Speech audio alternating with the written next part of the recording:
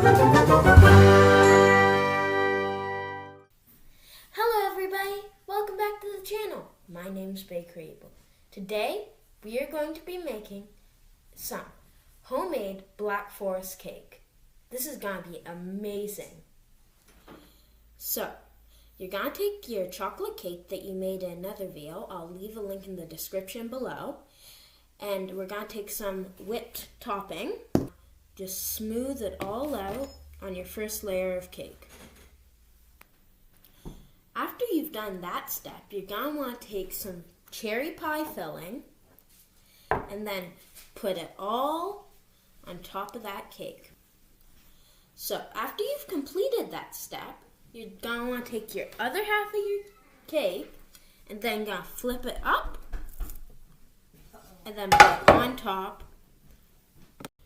For your next step, you're going to want to take some whipped cream and put it all over the top of your cake and on the sides too, like this. And there we go. So you're going to want to take some whipped cream and just make some nice peaks, and then take your maraschino cherries and place them on top of those peaks. Then you're just going to want, for your final step, sprinkle some chocolate on top. And there you go. You have done it. You have made a Black Forest cake. Congratulations. Thank you for watching till the end.